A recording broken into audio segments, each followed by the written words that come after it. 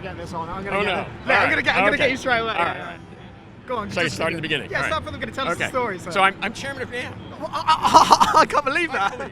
And it's just quite an honor. Yeah. So one of the jobs that my wife and I have is to find a place to have a board meeting. Yeah. The big board rotates 10 people once a year, 30 people. We want to go someplace nice and talk about what does NAMM look like tomorrow. Okay. You know, we know what it looks like today.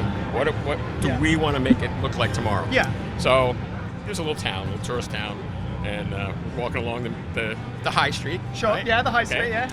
And there's a men's clothing store. I go in, and I'm a cheapskate. But I'm looking around, and I see this shirt. And it's a no-brainer. And okay. I'm going, probably not going to fit. Right. And then I see the price tag. Okay. I was like, I'm cheapskate. And then my wife comes in, and she looks at the shirt. She looks at the price, and she loves fashion, so she's like, whatever. And then she says to me, if that shirt fits and you don't buy it, shame on you. So here I am. Yeah, but it looks unbelievable, Chris. Well done. Congratulations on your brand new shirt. What does okay? So with being the chairman of NAMM, what does that actually entail? Because obviously, to my ignorance, I wouldn't even know what that brings. It's been a journey. You start out. The first thing is you have to be on the NAMM board. Okay. So I was on the NAMM board. Yeah. And then the XCOM, which is the small think tank group that I'm a part of now, you start out as secretary for 2 years, and you take minutes and you watch the process. And then you move into treasurer, which was pretty hilarious, really not my forte. Sure. And then last year, for 2 years, I was vice chairman. I was also simultaneously chairman of the NAMM Foundation. Okay. We had taken the foundation and split it off of NAMM and made it independent. Yeah. And the foundation is what funds all the research that we do. Sure. You know, all the good work we do, not only in the U.S., but around the world, to promote making music. And now that I'm chairman, what I've come to realize is if NAMM were a restaurant, for 2 years I get to be the maitre d'. Okay. I get to greet you as you come in and make you feel comfortable and excited to be in our restaurant for the evening. Not that you haven't done that already for me personally, because I own a 0018. Oh, fantastic. And it wasn't just owning, for me, it wasn't just owning a guitar that sounded and played great. It was all about the historical content behind the company for me. There's all the other companies that are around and stuff, but it was one thing for me.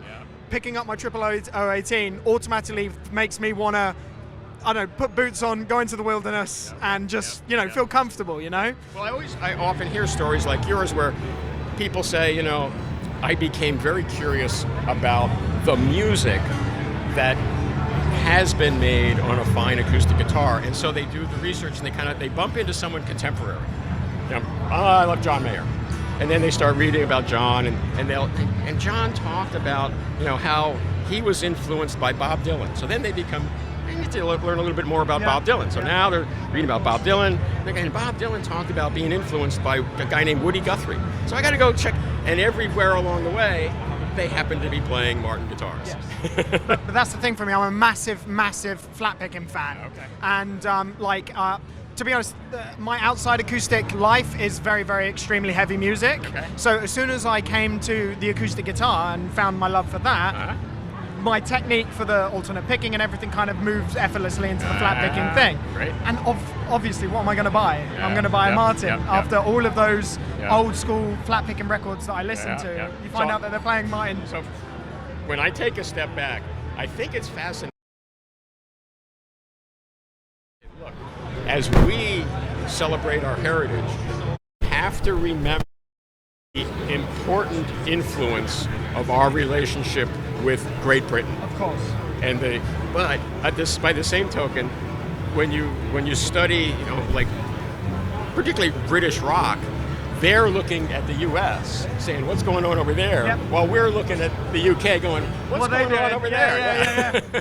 So, one last question, because I don't want to keep you for too long. Yeah. One last question I wanted to ask about is, we just got showed the new model. Yeah, the S model. Yeah, the S model. So what was the thought pattern behind doing something like that? I mean, it's so clearly a departure from the standard Martin range, but it's incredible. But I think, and you can ask, the folks that we're closer to the gestation of this thing. But I remember early on someone saying, enough people have commented on how ultimately awkward a cutaway acoustic guitar is because of the heel. Of course. And if we could just move that heel out of the way, we'd get rid of that, hey, oh, bam, you know? And so that, and then from that, it was like, well, if we're going to do that, we can do this. And, and just a mutation of ideas. I think what's going to really endure from this is as Fred said yesterday, it's kind of like a Stratocaster, that the bottom part of the fingerboard now has support, and it's embedded in the body.